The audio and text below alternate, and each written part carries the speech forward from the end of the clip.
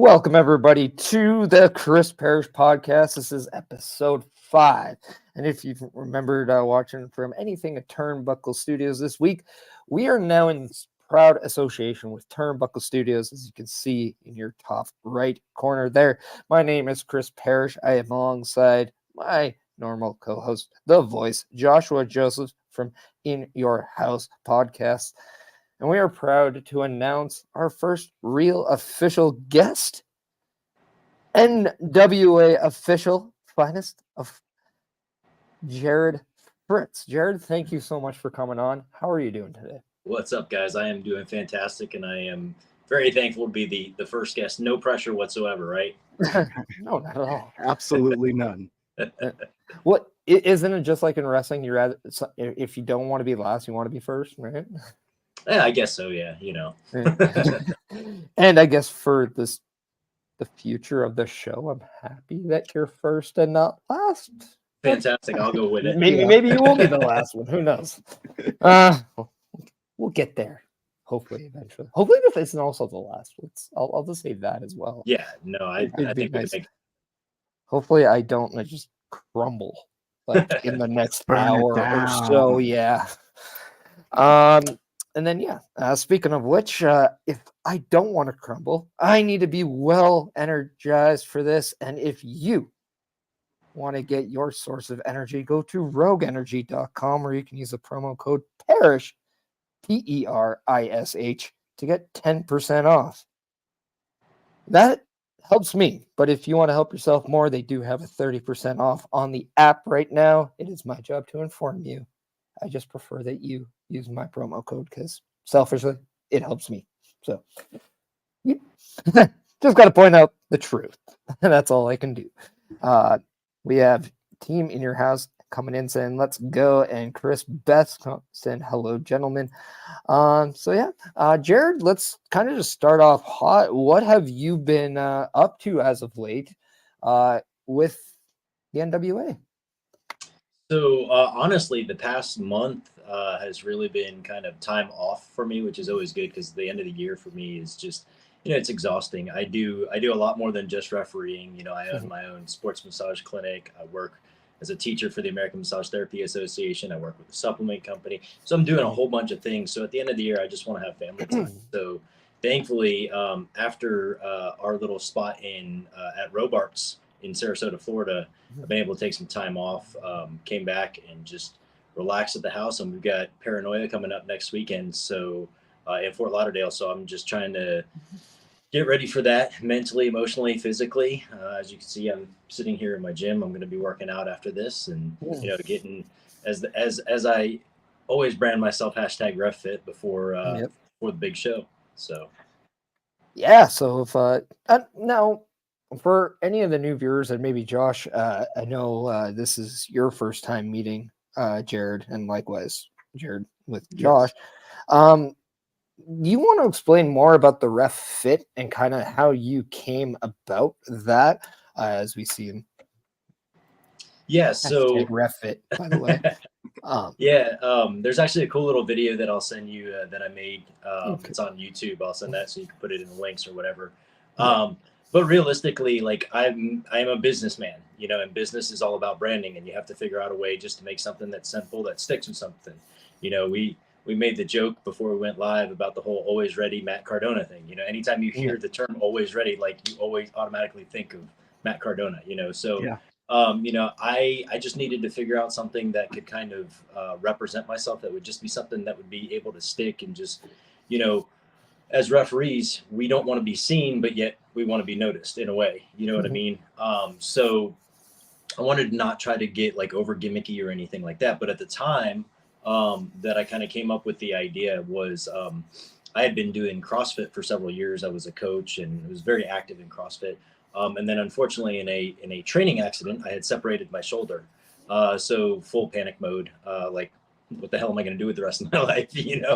I just thought about like what something that I could come up with, something that I could do that maybe in the 18 months that I was going to be out of really doing wrestling, how to stay relevant. And I reached out to a couple people, kind of came up with the whole RefFit logo, which is really just a take on the whole CrossFit logo.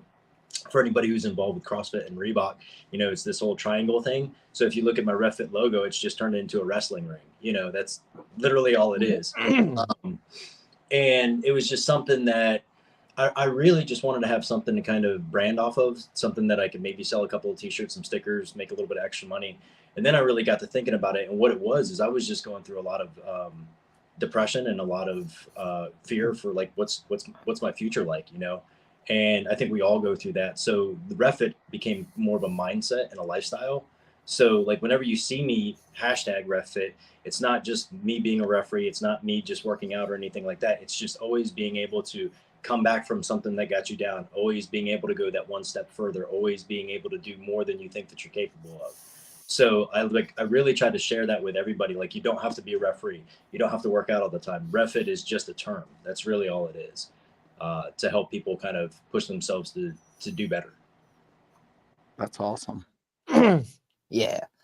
No, that's cool. It's always nice to hear that, because like everyone has like a credo or a mantra or something that helps describe their story, who they are as human beings. And I think that's really cool. I know, Josh, you were kind of curious about a couple things. Yeah. Well, I mean, after hearing the explanation of RefFit, I like how there's multiple layers to it. It's not just a logo. It's not just a saying. There's actually something behind it.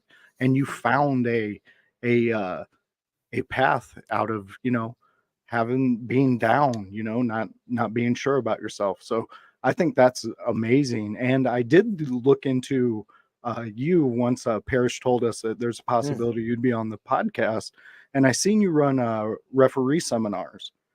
My question to you would be, what has been the most rewarding aspect of running a seminar like that, and possibly what you're doing with the RefFit, and what has been the most challenging aspect of running a seminar? Gotcha. So realistically, I've been a teacher for years. I taught massage therapy at the local community college here. I also teach for the American Massage Therapy Association. So I've always been, I think, by nature, an educator of some sort. I help with the training school that I graduated from. So doing seminars was just kind of like the next natural step. I preface it with, I'm not the be all end all. I learned a lot of things from a lot of really good people in the business that I like to pay forward. And I've had a lot of good feedback that said, we really like how you do this, or this helps in certain manners. So I just like to kind of present that to, future referees, aspiring referees, learning referees, even veteran referees, to be like, hey, these are things that I got kudos for. These are things that have helped me in my career that maybe can help you. And again, I tell people, don't copy exactly what I do. Take from it what you will, make it your own. So that way, potentially we can make wrestling. My theory has always been to make wrestling better than when I came into it, in any way that I can. So, recently I've done 2 interactive one-on, like face-to-face seminars that have been really cool. I did one with Brutal Bob Evans here recently, just talking about the value of communication of a referee, whether it be between a wrestler, whether it be between a promoter, whether it be on social media, just how to like kind of present yourself and communicate a lot better. And I'm about to do one at the end of this month with MJ Bell, who's a referee for MLW and Reality of Wrestling. And we're going to be talking more about how to really, the focus more is not really how to be a good referee as much as it's how to get noticed. How, like we were talking about just a minute ago, is like referees shouldn't be seen, but we should at least be noticed. And what are you getting noticed for? And a lot of people, I think, don't understand the concept of how to present yourself when you show up at a promotion, how to present yourself when you're talking to a promoter about trying to be on a promotion, how to generate a good resume. A lot of people, and this is, a dividing factor for some people that are in wrestling is, do you want wrestling to be a hobby, or do you want wrestling to be a business? And if you want it to be a business, you have to treat it like a business. And if you've ever tried to get hired from somewhere and they ask for a resume, they don't just want a list of things, they want to see value in that resume. So we're going to talk about like doing resume. We're going to talk about how you present yourself in the ring, out of the ring, how you present yourself in social media. and how to interact properly with people, because there's a lot of things that'll come back to bite you in the ass. And so, you just have to kind of think about those things. That's really cool. Yeah. That is. Where can the people find this upcoming seminar, and is there still like availability for it? Is it sold out? Just so if anybody is interested, because I know there's a lot of people out where I am in the Alberta western part of Canada that they don't know where to go for help if they want to better themselves as an official. So the cool thing about this is kind of a brainchild that was influenced by Brutal Bob Evans. Is we're doing it as a virtual seminar. So it's going to be a Facebook Live. So anybody who wants to be on it, just make sure that they friend request me on Facebook so that I can add them to the group. They pay the fee via PayPal or Cash App. And then on the 28th, we're going to do it at 2 p.m. Eastern Standard Time. It's going to last between 60 to 90 minutes, depending on, we can all go long-winded. But we just want to kind of get all that information out to people. And depending on how this goes, and this one's already looking like it's doing pretty well, we're going to try to create basically a series of seminars that would have different topics to be more focused on how to communicate, how to present yourself, maybe like even thinking about concepts in the ring as far as positioning and spacing and workouts and things like that. So what would you say is like the biggest, or not maybe the biggest, but the most overlooked aspect about being an official? Because I know when I first started training, I was assigned to be an official before I even had a match, and it helped me understand more where, the wrestlers had to be. Therefore, when I got there, I understood where I had to be just from a different point of view. But that was a completely different way of going about officiating than you or anybody else. Mm-hmm. So what would you say if you're a non-official? What do you think is the most overlooked asset about being an official and being a good official? Realistically, the concept that, the old proverbial third man in the ring or fifth man in the ring, however we want to look at it, whatever. Yeah. But like I tell people all the time, professional wrestling, for people who aren't professional wrestling fans, they're like, what is pro wrestling? I'm like, it's when you take theater, ballet, and combat sports and you mix it all together, right? Mm-hmm. That being said, the aspect of theater, plays and things like that, you've got to have an antagonist, you have to have a protagonist, you have to have a good guy, you have to have a bad guy. But what do all stories have? Narrators. And that's what a referee is. A good referee is a narrator. They're the ones that help direct everything that happens in the match. They're the ones that can influence the crowd to react in a certain way based upon the goals that they do. And they're the communication platform in a lot of matches that people don't really understand. They're from my standpoint, I've changed over the years. I've evolved over the years. And now I can also be somewhat of a director too, where, unfortunately, a lot of people get heavy into calling matches, spot by spot, spot by spot. So they're so busy remembering everything that they don't get the opportunity to look or pay attention to the crowd for a minute. So if I notice that, hey, that lady with the gray hair in the front row hates you, I can go tell that person, hey, pay attention to that lady. You're going to get far more heat if you pay attention to that lady, or just help direct it in just a little way, just to take the match from right here, just to up here. You know what I mean? And not overselling certain things that don't need to be oversold, and selling at the right time to make sure that everything builds as it should. Our story as the referee should build just like the story for the wrestlers that are in the match. Completely agree. I love that. That's a great explanation of what a ref's job is supposed to be. I thoroughly enjoy that. And that reaches out to a lot of people who are either in this business already or coming into this business. Make friends with your refs, because they can be great directors, guys. Absolutely. And that's the thing is so many people, I've found recently that, when I will, I'll be listening to somebody call a match in the back, and they'll be like, hey, we want to do this spot or whatever it might be. And I'd be like, well, guys, listen, that kind of makes me look bad because, this is illegal and you're doing it right in front of me. Well, they're like, just don't look. Well, I'm not going to just turn my head, because why would I do that? Let's work together and make it make sense, and I'm finding that a lot of people, as they're trained, aren't taught exactly what the responsibilities of a referee are and what they can and can't do. And so that's another thing that me and MJ want to do, is we actually want to have seminars for wrestlers, not referees, to be like, hey, these are things that good referees are capable of doing and should do. So you can go to a referee and be like, hey, listen, what's the best way to get to this position so it doesn't bury you? You get far more heat, when you work with the referee than you work against the referee, because the idea as a heel is you want the audience to hate you, right? If you cheat right in front of the referee, they don't hate you, they hate the referee because he hasn't done anything. So like learn just to work together. We're not out to steal any type of spotlight. I'm not trying to take anything away. I want your match to be really freaking good. I want the people to remember how much they hate you at the end of the night, not me.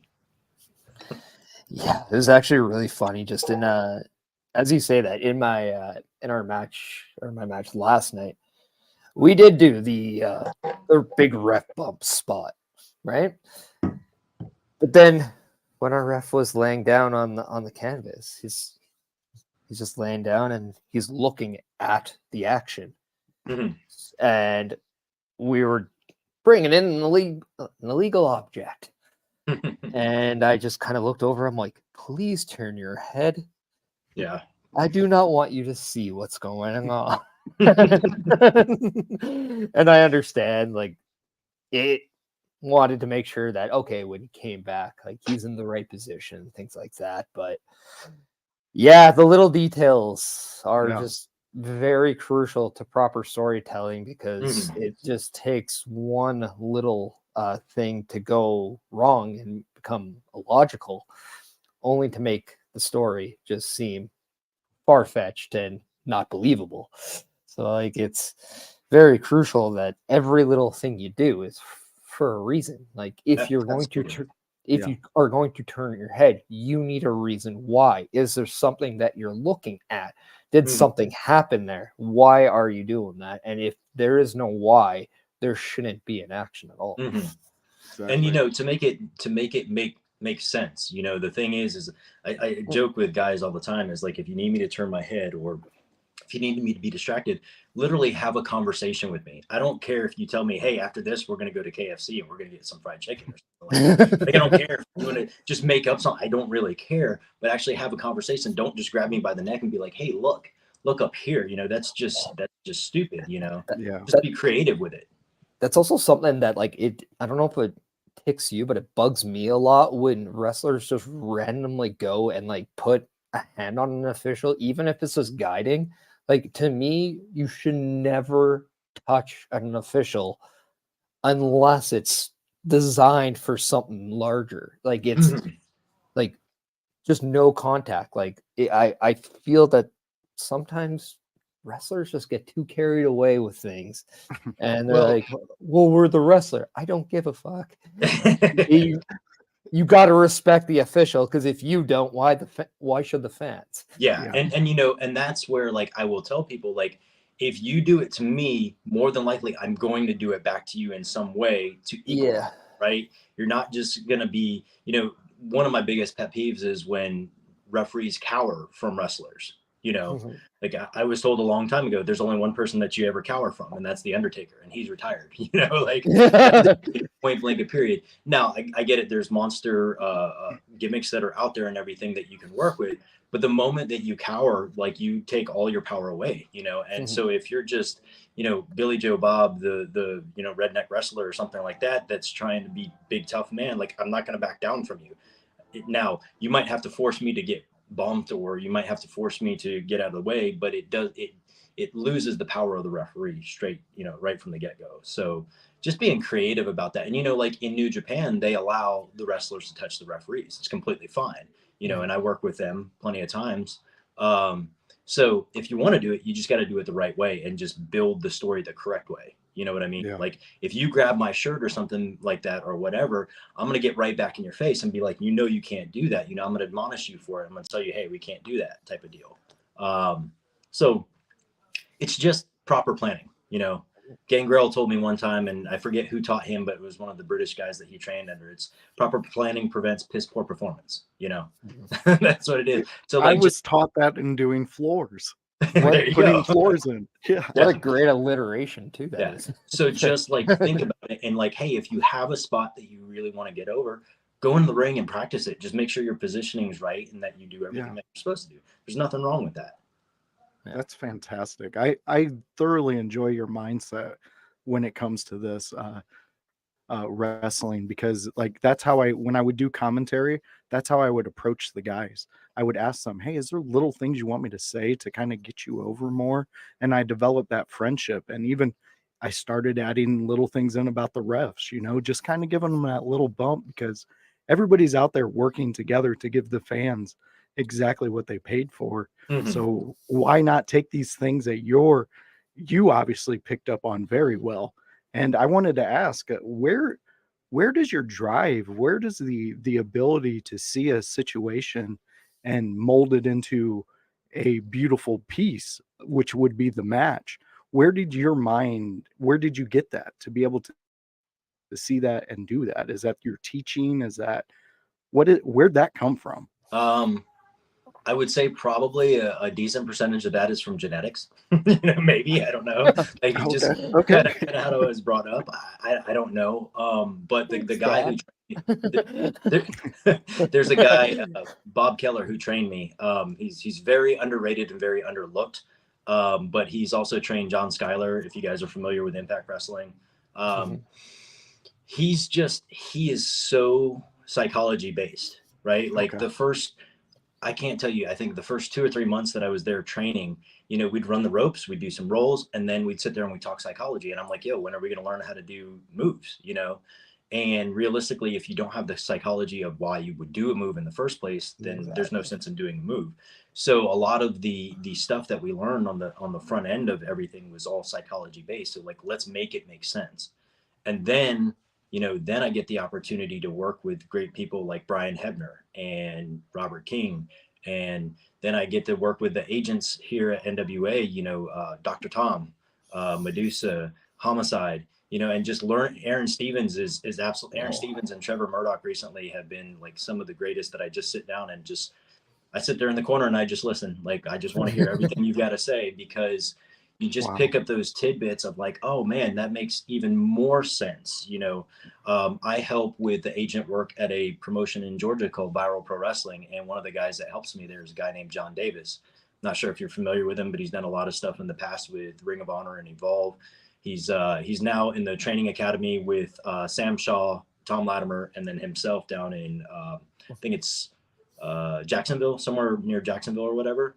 But again, just another mind that's like, you have this idea, you're like, oh man, this is going to be a great idea. And you pitch it and he's like, but think about this and this. And you're like, okay, makes even more sense now. So it's just, I was always told from a very, very, very young age, and then reinforced as I got into wrestling, just be a sponge, shut up and listen, take in as much information and process it as much as you can. And then don't be afraid to ask for critique. And even if people are like, that's absolute dog shit. Okay, cool. Like, how do I make it better? And even if you tell me that that's how you would make it better, if it doesn't agree with me, like if it doesn't make sense to me, then I'd be like, I appreciate it. And I'll take that for what it's worth, but then I'll, move on to the next person that I want to ask for help. Mm-hmm. And that's just it. Like, you can ask 100 people for advice, and it doesn't mean that you're going to get a proper advice. You're going to get advice that you agree with, but at the end of the day, it's advice. And the art of being a successful wrestler or a sponge in the wrestling business isn't rejecting advice. It's being able to accept the advice and then try to at least apply it to what you're doing. And if it does help you, great. If it doesn't help you, okay, you tried, but you're still on that process of finding out what does make you better. And that's the whole process. Mm-hmm. You just have that mentality of, I'm going to get better. I just have to find the proper way to do it. That's great. But if you just assume that, oh, you didn't like the advice to begin with, I'm not going to take it. That's really not helping you out in any shape or form. So it's really just a matter of, yes, you ask advice, but make sure you respect the advice. Whether or not you agree with it, completely up to the person. But understand that it's still going to be either helpful to you right now or right away, or it could be helpful to you in the long run. You just might not even know it right then and there. Yeah. Correct. And and realistically, like, everybody's different. Everybody wants different things. If we wrestle on the East Coast or we wrestle on the West Coast, or we wrestle in Japan, or we wrestle, whatever. Everybody has different styles. So as long as you can become comfortable with all those different styles, then you can put them in the placement when you need to. You know what I'm saying? Yeah. So like learn as much as you possibly can. And also like, if just because I was taught a certain way doesn't make that the right way, So like if Exactly. I go to another seminar and they teach me to do a hip toss a little bit differently than I was trained, I'm going to do it that way because that's the trainer who's training me at that point, and I've got to Mhm. respect them for that moment. And then I can take it back and be like, okay, well that did kind of make more sense. And that's what I tell a lot of people, whether I'm helping train referees or helping with the wrestlers that I work with, is understand why you do something. Like when you do something in the ring, why are you doing it that way? If you don't Mhm. know why you're doing it, then why the hell are you doing it in the first place? Exactly. Not just because it's the protocol or that's just what you're supposed to do. You know what I mean? Like understand why you would do something and how it is relevant to that match and potentially the story if it's a longer story. You know what I mean? Mhm. You mentioned about styles, just and I was kind of curious as like you kind of grew up like becoming more of a seasoned official, just like through your process. What were the styles that really like made it challenging, or I don't in its counterpart, what were the styles that came to you that you just attached to right away, whether you expected or you didn't expect? Because I'm sure just by anything else, when you're learning to become good at something, you're gonna have a step back once in a while, or you're gonna have things that almost catapult you a couple steps quicker than you should. But like, what were some of the things that you know you kind of struggled with throughout your process? Realistically, I think the biggest struggle that I always dealt with is being able to enforce authority. Like we're the authority in the ring, right? And Yeah. so it wasn't honestly really until I started working with NWA back in 2019 where, Billy said in a talent meeting, he goes, "These are my officials. What they say goes." Point blank and period, because we might be in the rate, they might be in our ear saying, "Hey, we need to change something, or we need to do something, or whatever." But he's like, I will back my referees 100% because they're the ones that have to make the call in there and make it look good. If we pull a count or we don't enforce a rule or something like that, that not only makes us look weak, but it makes the company look weak. It makes the promoter look weak. It makes everything else up the line look weak. So, um, you know, understanding shortly after that my job, my responsibility as a referee is to help the vision of the promoter go through. So when I go in there, I start talking to the promoter. What do you want out of this match? And now for basic indie matches that happen in a bingo hall or something like that, there might not be a lot of emphasis on anything, and that's cool. That's easy. We can just do super old school and just super chill. But if you have something, if you have a point that you want to get across, let me help you get it across, and let me be that authority in the ring. So the big struggle was probably like the first 4.5, 5 years of really like being able to assert myself as an authoritative figure, because you'll get in there and you'll get predicaments where one of my biggest pet peeves, you got till 5 to get out, is a tag. If you need Yeah. a little bit more time, we can work on it. Just talk to me about it. But if you don't get out, before I would just kind of throw my hands up and be like, okay, I guess I'm just going to get, shit all over. That's cool. Whatever. And now if I get to that point, I'll literally grab the guy and be like, listen, you got to get out, dude. Like, come on. I don't want to and I'll be loud enough. I'll be like, you got to get out. I don't want to disqualify this match. These fans want a match.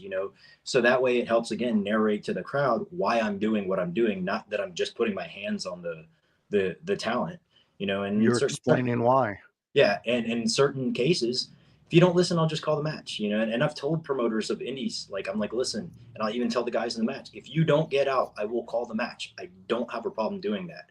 Like, you're not going to shit all over me. It's just not going to happen. I've worked my ass off to build a reputation to be as good as I can be. And I'm not just going to let somebody, just because you think you have to get this move in or whatever. I'll work with you. We can work together. But if you just, if you just don't care, then I don't care either. It's almost kind of like if you're driving down, you're getting pulled over by a cop, and like they can give you a ticket, but if they take the decency to explain why they pulled you over and just let you off with a warning, it's almost as very similar comparison to, hey, you can just end the match and really piss them off if you wanted to, but you're trying to help them out. And you're trying to be like, hey, look, I'm not going to do this right now, but if you force my hand, I'm going to have to slap you. So, and that's, I was talking a few minutes ago about our story as a referee developing in the match. And that's what I encourage a lot of referees to do is like, listen, the audience, as much as they think they know how to do our job, they don't know how to do our job. One thing that a lot of the audience members and fan members don't understand is it's up to referees' discretion, right? Like we have full discretion on whatever we want to do, and we want to keep some sort of consistency over the course of a show or the course of our career. So we're not just doing, some weird match here and then some off finish here or something like that. We want to have some sort of consistency. That being said, like our match, the first time somebody goes into the corner, all right, guys, let's go. Come on, get out of the corner. It works them out of the corner. Maybe the next time they go back to hey, I just had to admonish him. You got to get out of the corner too. I haven't even started my count at this point. Yeah. Now you go back and be like, guys, I'm going to have to start my count. The rules. Maybe I might get to a 1 or something like that. And then as it develops throughout the whole entire match, if I have to, I'm going to get a little bit physical with you just to create the separation. Listen, I don't want to disqualify this match. You got to stay out, like let it build up. Or go ahead. Oh, no, I was going to say, how many times have you seen somebody in a corner and the referee's almost at 5 and they just put their hands and just get underneath and create that separation? Yeah. Just to agree to your point there. But I'm very sorry about cutting you off. No. And it's about creating space, because oftentimes nowadays there's so much going on, move after move after move after move, that the audience doesn't get to really recognize and register what exactly is happening.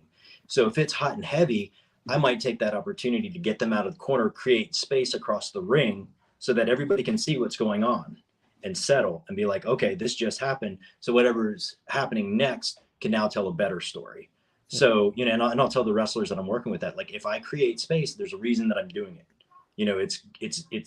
It's getting lost. You guys are going way too hot and heavy, and it's not the point that you need to do it hot and heavy right now. Like, let's create a couple of seconds for the crowd to go, take it in, and then go on to the next thing after that. You know what I mean? So it's that whole, you need to go up and down throughout that flow of the whole match. And sometimes you can get a little too carried away. Like, even as wrestlers, like when you're just fully engaged, you just want to go, go, go, go, go. And then sometimes, like you're saying, like that's just going to create a negative response out of the fans, which ultimately that's what you're there for. You're there to entertain your audience. And if you lose your audience, again, we go back to your reason. Why are you doing anything else? Exactly. I joke all the time. I was like, the thing is that, oftentimes we get into the habits of, we want to pop the boys, oh, look at what they did in the ring. Well, the thing is the boys don't fill your envelope, the fans fill your envelope. So like, you have to pay attention to them. You have to react to them. You have to feed into them, because that's the only reason that they're going to come back, is if you make them come back, and how do you make them come back is they got to come back because they either really like you or they really hate you. Exactly. Simple. They got to care. Yeah. And go ahead. And honestly, the more I hear Jarrod talk about the craft of reffing and things like that, I just keep getting these flashes of Earl Hebner and Stone Cold Steve Austin's interactions, when Earl finally flipped off Steve Austin in the ring for the first time, and Austin took that step back like, what the hell's going on here?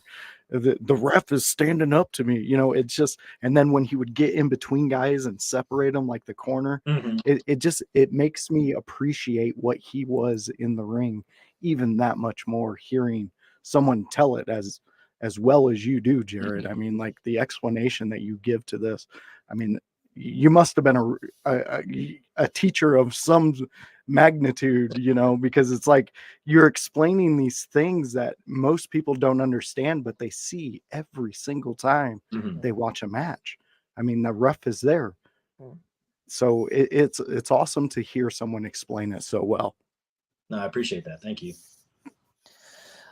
The one thing I was actually really curious about when you're talking about popping the boys, I almost feel like you get some of the best stories out of that.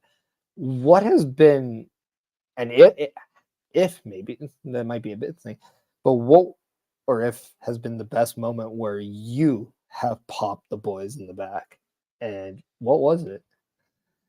That's a good question. I mean, because that's the thing is like I don't necessarily want to pop the boys. I just want to make things look really, really good. I think probably the first time that it was one of those things where you're like, wow, you made it overly believable. You made it really count. Was I was working with a company called PWX, which is kind of now defunct. But there was a lot of talent that had been sourced through there, and there was a match between Harlem Bravado, who's now Andre Chase at NXT, and a guy named Corey Hollis, who's done multiple things with like NXT and Ring of Honor and things like that. And there was a spot that they had called where essentially they were in a headlock hold or something like that, and I had to position myself to make sure that when he got shot off, I got hit. And so when I got hit, I went through the top and the middle rope, and I just kind of, I mean, like I look back on the video, I'm like, oh, I did go pretty hard, so like I just kind of came out, but it didn't hurt me in the least.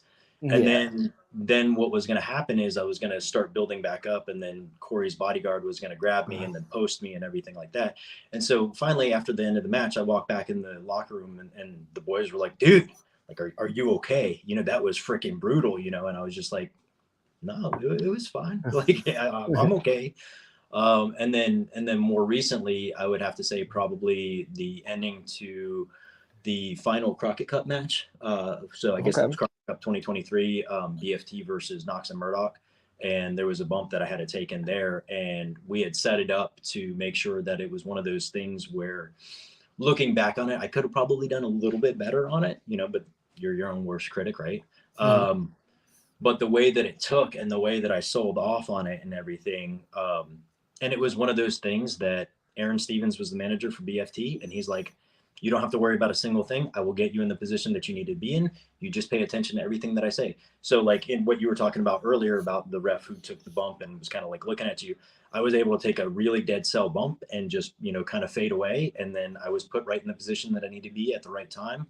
And when we came back in Gorilla after that, because it was the final match, Billy comes out of the truck and he was like, beautiful, absolutely beautiful. And when you get the boss man to, that was actually the first time that Billy had ever actually said anything directly to me as far as like, positive feedback on a match or something. So, so if you can pop the boss, then I guess that's a good thing, right? Yeah. I mean, it's always nice to get that, compliment from the one who is ultimately paying you. Right. But no, that's actually really interesting, because I know, like, as of late, it seems like, we'll just say, like, maybe online, Billy Corgan is a polarizing figure, we'll say, when it comes to pro wrestling. But how is he to work with, and how is Billy Corgan actually like backstage, from someone who works in NWA? Like, what actually is he like? Because I feel like he isn't as what is written about him. He's Hey, before Jarrod goes into this, can Yeah. I just say 13-year-old me is ready to lose his freaking mind because you've been next to Billy Corgan. So I just wanted to say that. I just had to shout out 13-year-old me. Oh, trust me, 13-year-old me, Continue, first time please. working with him was like, oh, okay, this is really cool. He's a great guy. He's an artist. I mean, like, realistically, like, if you've ever met like a real true artist and then you mix him with a businessman, like, that's exactly what he is. Like, he knows what he's got in his mind. He knows how he wants to get there. He surrounds himself with the people that can help him get there. He's always been great to me. He's always, believed in me and worked with me and everything. And he's never really, done anything to give me any type of a bad taste in my mouth or anything like that. Yeah, like, it's been a great experience, and it's weird to think about the fact that, like, you're sharing this journey, this ride with somebody who's loved wrestling as a child, like from childhood, but then pursued a completely different route and then came right back and then did like this whole, like, so it's really weird, but like, he is such and if anybody out there listening can relate to like a true artist, like somebody that comes up with the most asinine, really weird things, and you're like, how? And then it gets explained to you and you're like, oh, you know, it's just so far out of the box that you get pulled back in and you're like, okay, cool. And then, like I said, you surround yourself with the people that you need to surround yourself with to get to that end point. So it's been a great experience, to be honest with you. That's awesome to hear. It's really good to hear, because I like, one, like, I just have this out, like, I just have a general perception that if people ain't talking shit, or if they're not talking shit about you on Twitter, then you're not doing your job right when it comes to pro wrestling.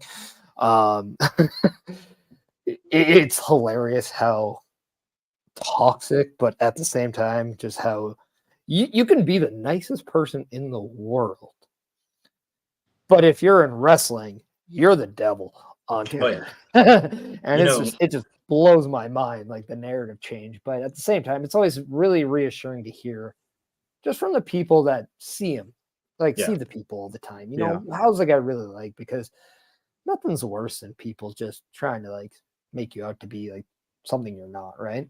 Yeah.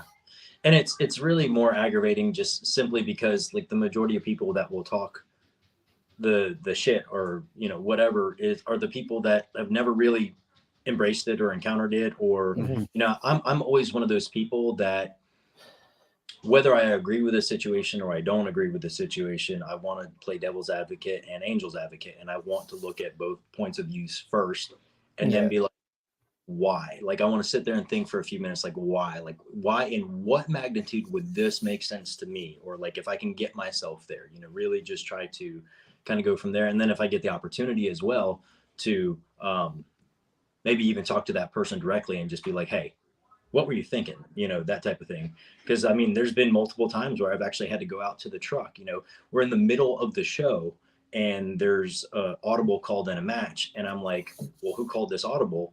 And they're like, Billy. And I'm like, I'm just trying to understand this. So then the agent will take me into the truck and I'll go talk to Billy directly. And I'd be like, I'm just a little confused here because of my role and, you know, this type of thing. He's like, think about this, you know, blah, blah, blah, blah, blah. And I'm like, okay, so with that being said, can I do X, Y, and Z? He's like, absolutely, go for it. You know, and so like, again, we're working together to try to get to the goal to make it work. You know, rather than just being said, hey, you just need to do this and go out there and do this. You know, that's and so it's a very constructive way of handling an issue too, because a lot of people get really bothered by on the fly changes to like what they would have to do. I can only imagine how frustrating it could be and can be when you're out performing, you're doing your job, and you're under this initial belief that this is what you have to do, this is what you're doing, only to be told to do something completely different on the fly.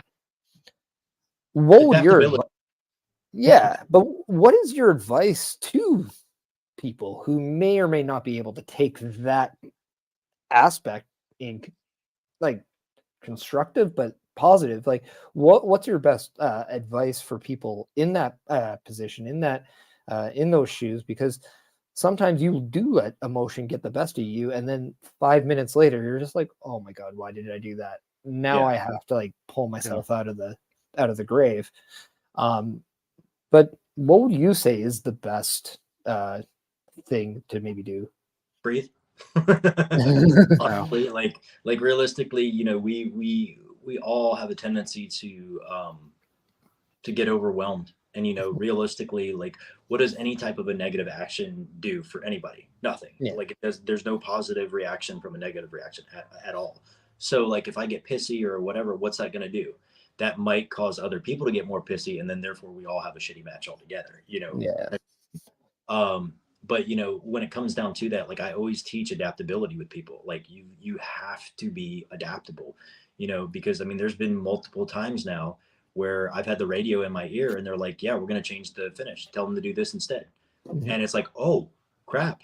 Well, now I've got to go relay that information and we have to figure out how to get there, you know? And it's all about communication and staying calm, like realistically staying calm. Practice any type of, you know, I do breathing exercises every morning to help my body get calm. And I read things that help me kind of fine tune my mind, if you will.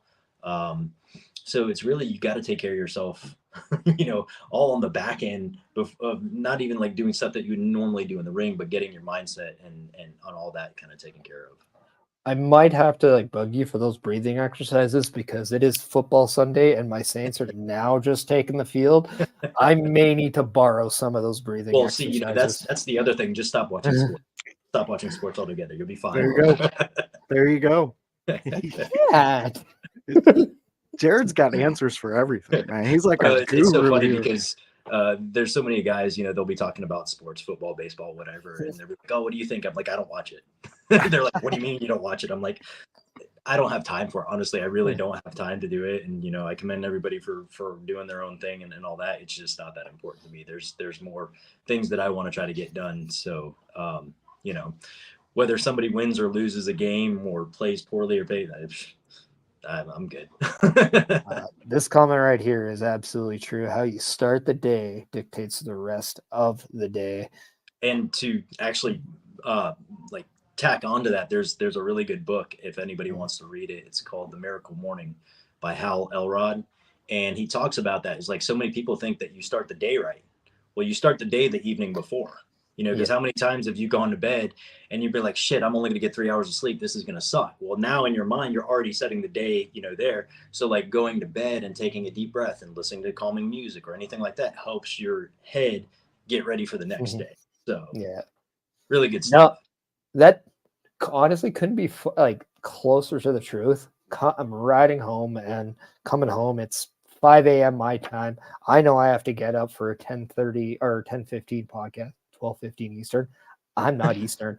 And I'm just like, oh no, I'm going to just absolutely be cranky and I'm just going to be thing. But then I'm just like, you take that deep breath. I'm like, yeah, but I'm doing something I like doing. I'm doing something that I'm passionate about. And I'm with people that make me happier. Correct. What is there wrong? I'm like, I can just sleep after if I want to. You'll just miss your game. That's all. Yeah. Oh no, it's gone right here. I've learned to just adapt. He'll pipe it in the dream somehow. There you go. No worries. Do you remember the evolution, the WWE evolution, where it's like you adapt or perish? That's evolution. And then I'm just like, crap, my last name's Perish. I guess I can only adapt. That should be your worker name.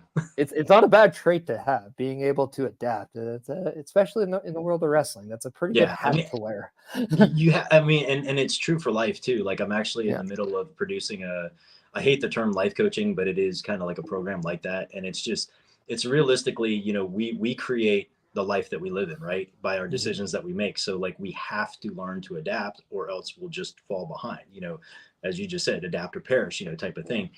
But it's realistically kind of just looking at everything as okay, here's an opportunity for me to get better. Like, yes, it's a stressful situation, but what will I learn from this? What opportunity will I get out of this?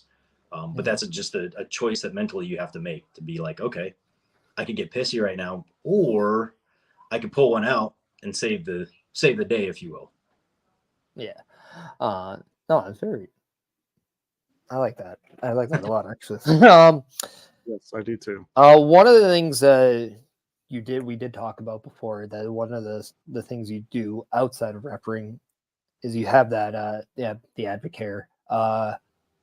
We talked a little bit about that privately, but tell us a little bit more about Advocare and what do you do, like how involved are you with it, and what is it exactly, and how do we get more involved in it?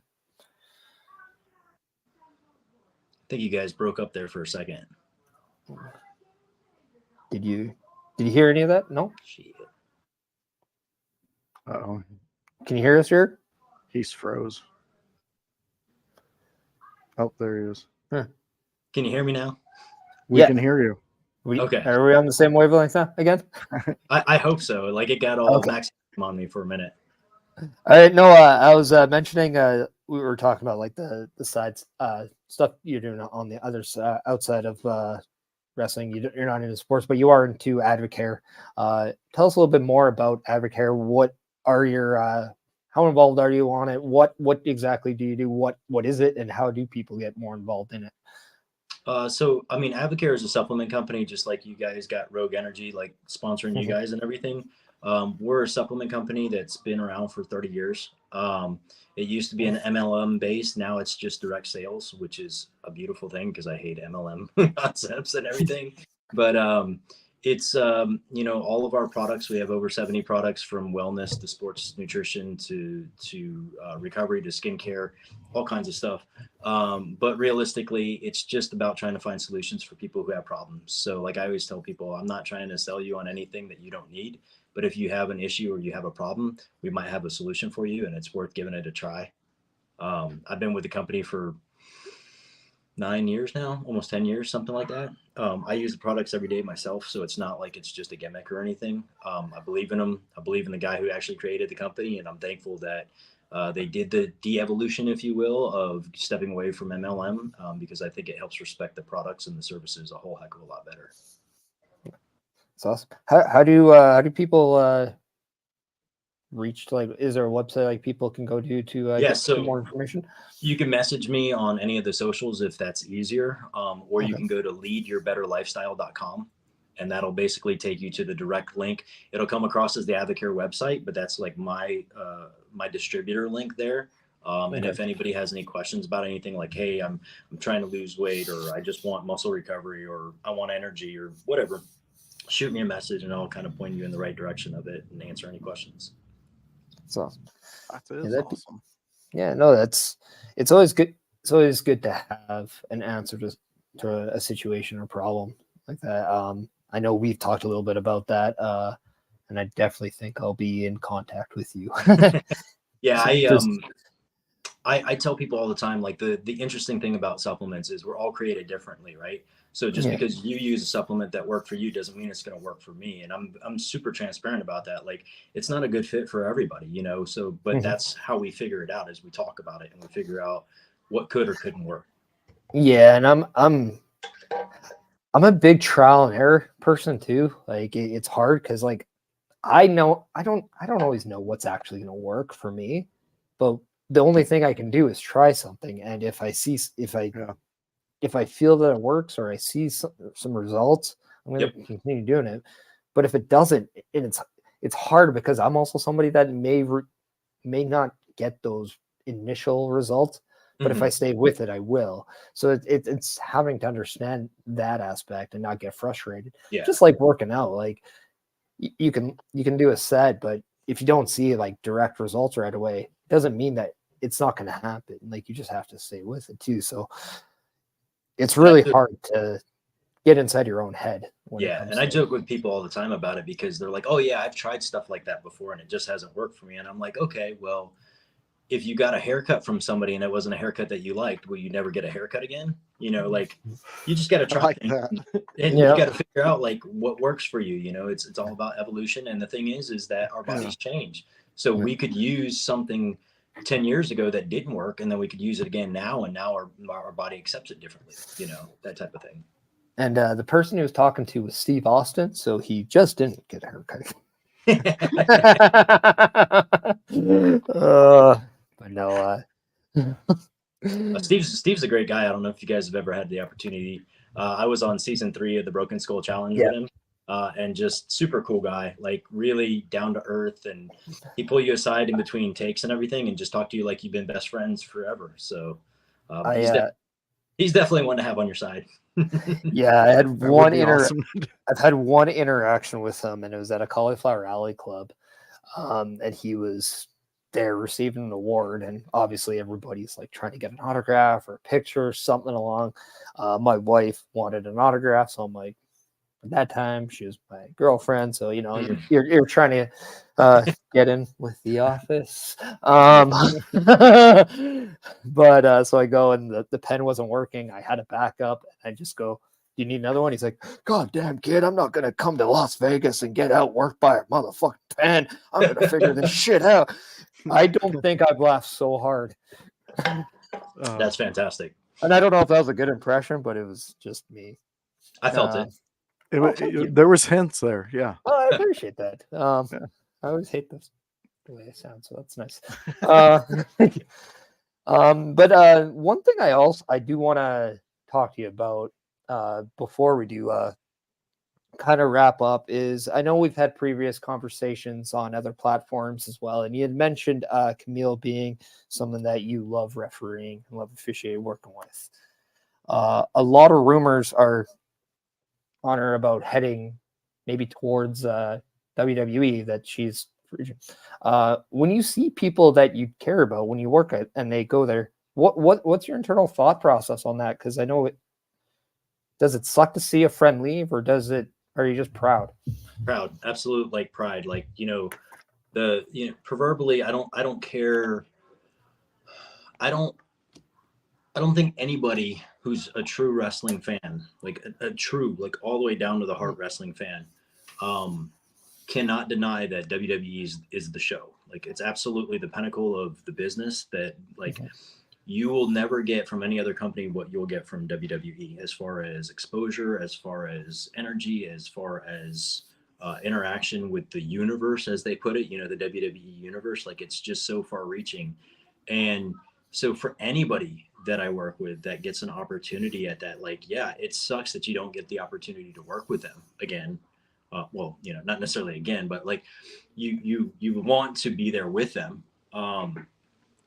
But to be able to see them do those things and be highlighted and featured and have their skills and their talents like really, really, really commended and shown through, that's awesome. Yeah, a couple of my friends last night, they were in Charlotte for AEW, and everybody knows I'm not necessarily the biggest AEW fan. It's just a different style that I'm just not really that big of a fan of. There's nothing wrong with it. I'm there with you. I'm there with you. Yeah. Against them, it's chocolate and I prefer vanilla, like, cool. But they did a match. It was JD Drake and Anthony Henry versus Sting and Darby Allin in Charlotte. Like, I would have loved to have been there to either see it, officiate it, whatever, but like I wasn't. And I even sent Drake a message that morning, dude. I'm like, I'm fucking proud of you, bro. Like, that's killer. That's gonna be Sting's last match in Charlotte ever, and you got to do it with him, and that's like, I'm getting goosebumps thinking about it right now. So like, you want to see all your friends. It's just like the people that I help train. Like, I want them to do better than I do. That's why I do these seminars, and I want everybody else that takes that information to do better than I ever had the opportunity to do. You just said two things that just made me, like, as a wrestling fan, like, one, I've never seen Sting live. AEW came to my my city last year, and we didn't have Sting, and I was so I was so disappointed. Like, WCW just never came to Western Canada, and I didn't really exactly have the money to always travel to like Florida to go see TNA and things like that. But just being like, Sting was so inspirational to me. Like, I legit do stinger splashes in my matches. Me too. And I do the big woo right before I do it. He is, I think, one of the greatest ever. And it's surreal that he's still doing it. Oh, absolutely. And it's even more surreal that in 2024 he is going to retire, just based on how long. But and then two, I also very much appreciate that you outspokenly said I prefer vanilla. It is so damn hard to find people who like vanilla ice cream. I thought I was weird. Hey, truth be told, I mean, like, I'll go through them, but like on the regular, I'm a KISS principle, keep it simple, stupid. Like, let's just like have fun with it, and do what you like, do what you love. Like, if you like, one company over another company, that's cool. Watch it, like, enjoy it. Don't shit all over another company. Like, what's that new for them? Nothing. Like, just watch what you like. Enjoy what you like. If you don't like the way that something is, guess what? Don't watch it. Like, that's cool. Like, you're not going to hurt anybody's feelings by it. If you take the competition out of it, as everybody likes to put it all the time, oh, isn't it a work? Isn't it fake? Yeah. Wins and losses don't really matter. So like, if we're talking about like winning a company over another, like, it doesn't matter You know, it's do you really think that like movie companies like Paramount versus Netflix really cares? Like, oh, that movie wasn't all that good. You know, they're just like, okay, well, we can do better next time or something like that. But like nobody cares that like, oh, I'll never watch a Fox movie over a Paramount movie or anything like that. Like, just stop. Like enjoy it for what it is. It's supposed to make us laugh and have fun and be enjoyable, you know. Well, that's just it. Like, I'm not gonna go to the convenience store and be like, "Well, I like M&Ms over like Skittles," and then I'm like, I'm not gonna have a hatred over Skittles because I prefer something else. So, yeah, no, I agree, and I can only imagine what the WCW versus WWF would have been like had social media been around. Oh. Probably something very similar. This could be the greatest time to be a wrestling fan, and people are just overlooking it with idiocies like competition or this versus that. There's so much out there. You know, it's funny. I lived in Japan for 3 years, you know, from age 13 to age 16.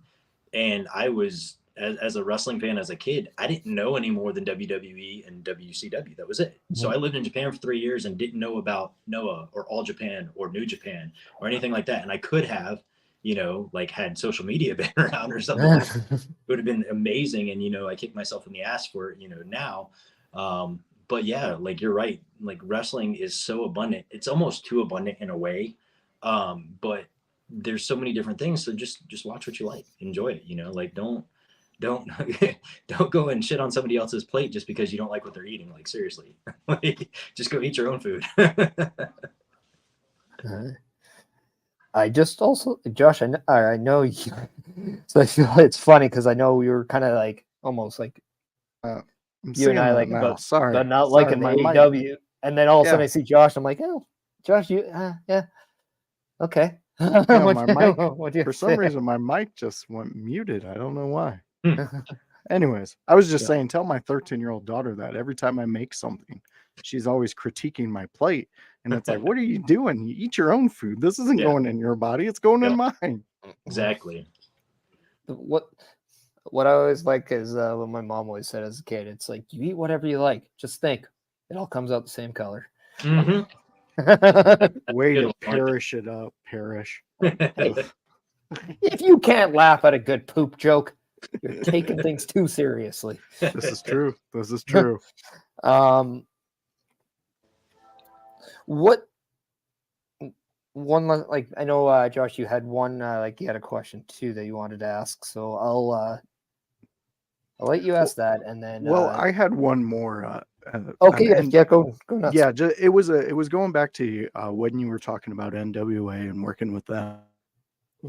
And I just wanted to know, as a ref, do you have more leeway when like wrestlers come out with managers? I know you guys have Polo Del Mar over there.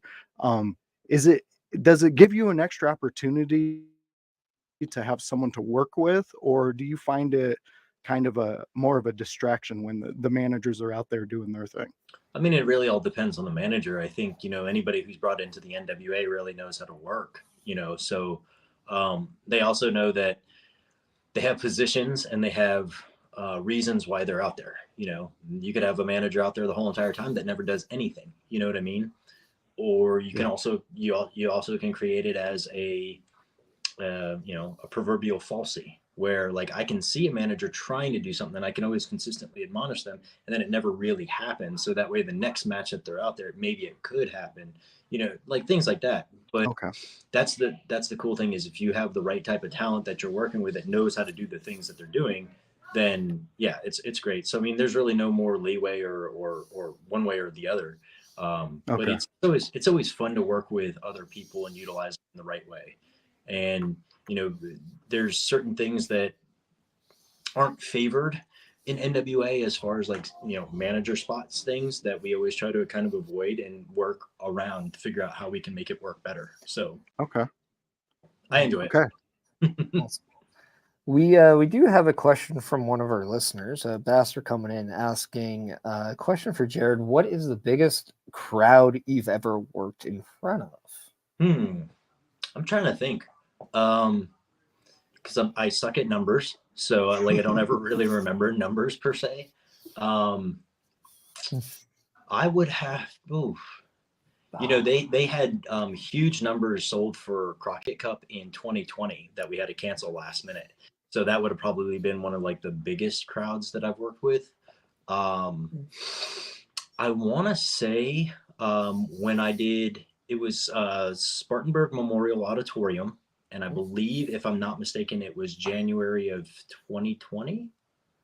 FTR versus Rock and Roll Express, and it was literally packed to the gills, like standing room only.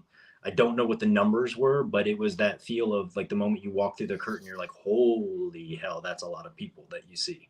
And of course, the match was huge because it's rock and roll and FTR in the Carolinas. And how do you get better than that, right? That's I have actually some family down in the Carolinas, and I'm slated to go down to South Carolina later this year, and I haven't been there in quite a while, and I'm really curious, so hoping that I can at least find some wrestling stuff to go check out while I'm down there. Yeah, let me know when you're down here because like I'm still in right outside of Charleston right now. At least go Checkers. What's that? Go Checkers. Oh, you say so. I don't know. I always got a lot of the cups as a kid. Oh, gotcha. There, I had some. My grandfather was stationed there after his stint in the World War. He actually ended up marrying his second wife, who was out there. So, yeah, that was like one of the coolest places, especially being a fan of a football rival. That was always fun. Yeah, going down there. But well, no, yeah. So whenever you're heading down, let me know, and we have several different promotions that I can definitely like hook you up with and go from there. Awesome. Yeah, I'll definitely will do that. I have one last question that I do want to ask, and I know Josh, you have one last one. Josh, I'm going to give you the very last question. So no pressure. Oh, it's my birthday. Yeah. My last question I had is more or less going back to like the NWA. What is, because I have a picture on my phone and it's like the rules, like NWA rules, and some of them are a lot more traditional, a lot more old school, and it's great. But what I'm curious about is if you were to implement rules that maybe you see the NWA enforces into other wrestling companies, what would those be? So it is a good question. And right now we actually don't have a true quote set of rules per se. I've actually written up a set of rules that are awaiting approval or alterations or whatever it might be. It's just, when you have a boss that travels the world playing music in addition to doing all this, doesn't always come across the quickest or the easiest. But I have typed them all out, and I have some things that I like kind of for nostalgic purposes and everything. But honestly, like one of my biggest, I guess you could say, kind of like pet peeves when it comes to like rules is particularly with tag teams, like legitimately, just follow tag team rules, because if you're not using the rules of a tag team match, then like realistically, is it a tag team match at that point, or is it just a tornado match? So like making legitimate tags over the top rope, hand on hand, foot on the ground, 5 seconds in, 5 seconds out, which you can stretch out a little bit, but like seriously, if you're spending 35 seconds setting up a move that it's not even your finisher, like why are we wasting all that time? So that's kind of like I guess you could say my biggest thing as far as like rules go, if you will.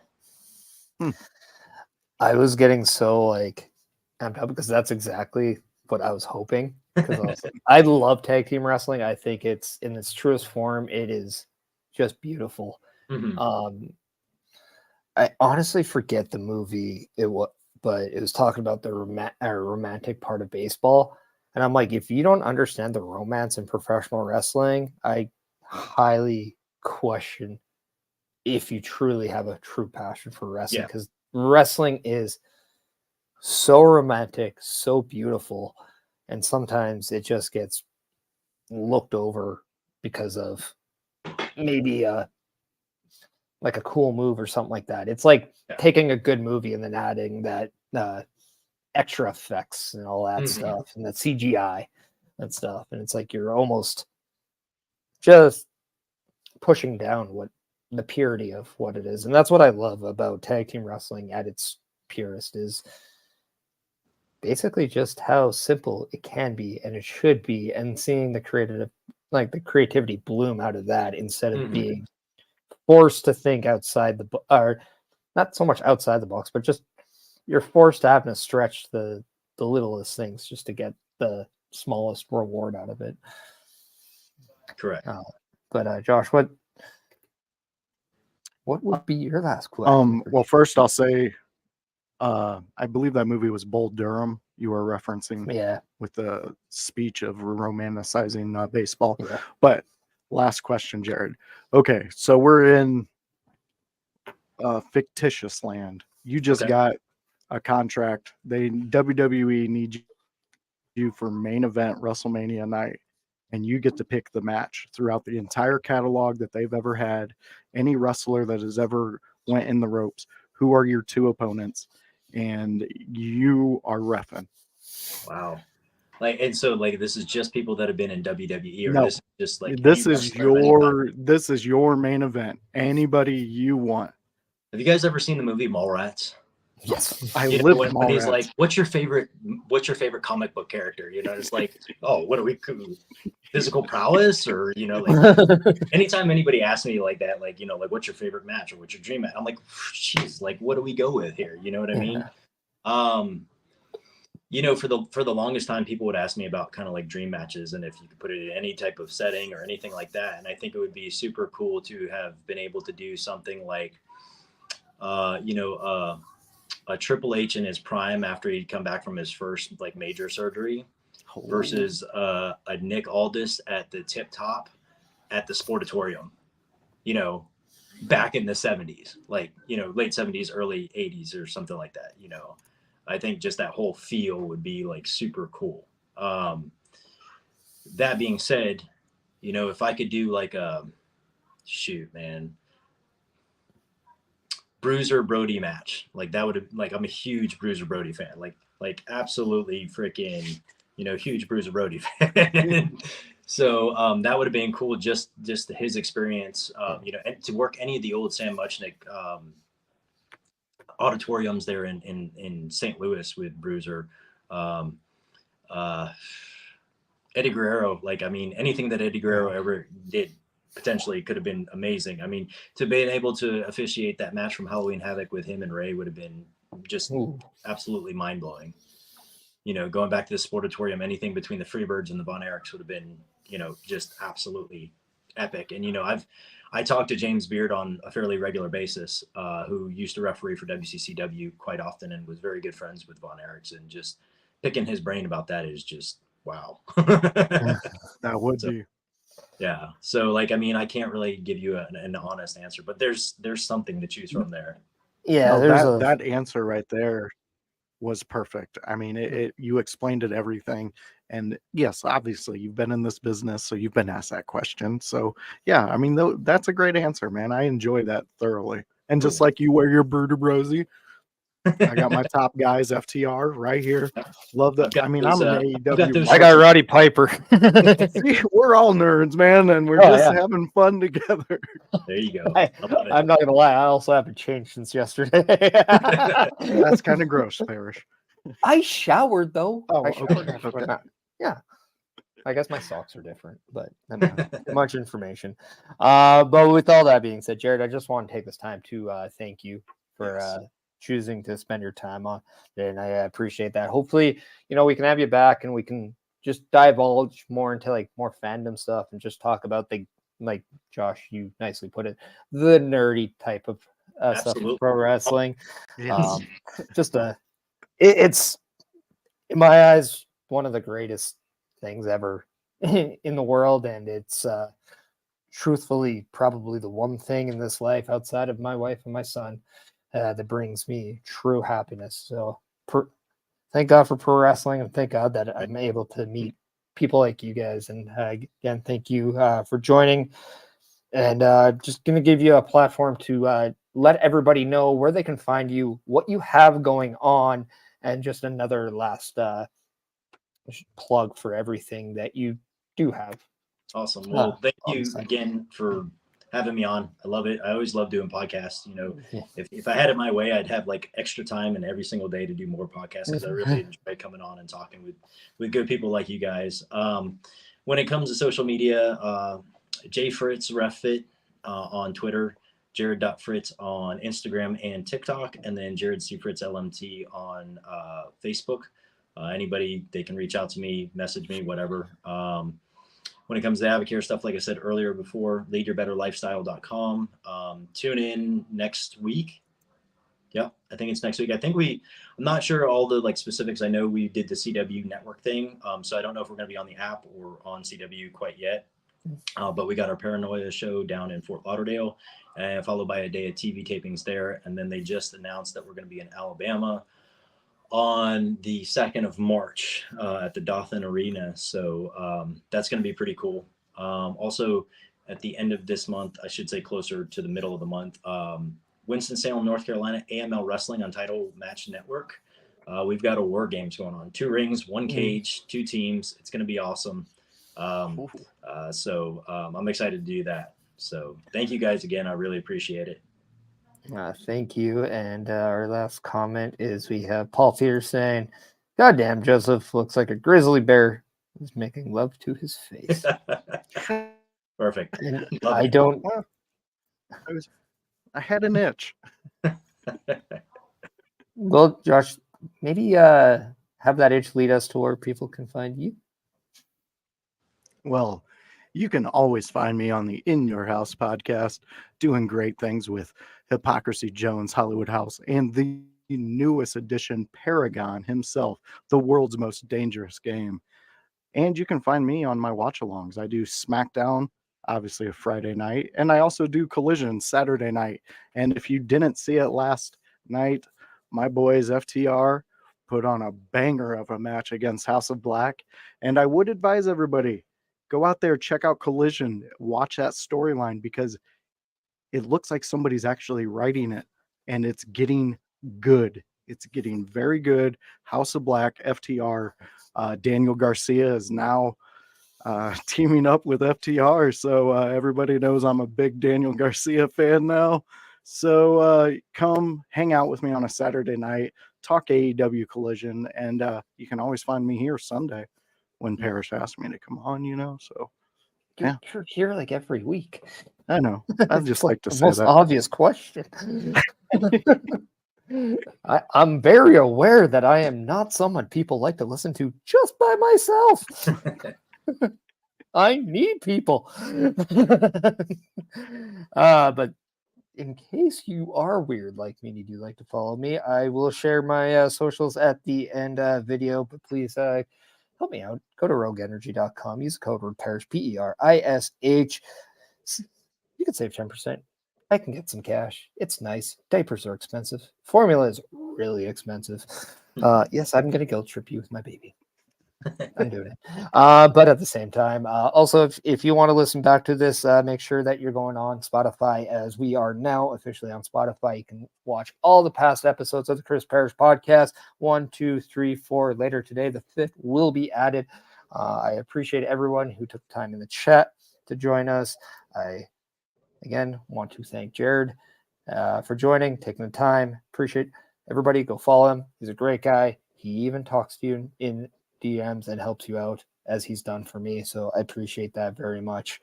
Jarrod, you are one of the good guys, and I appreciate the fact that we were able to meet. I wish you well for the day, and hopefully we can meet again. Everyone, thank you. Stay happy and go Saints. Bye.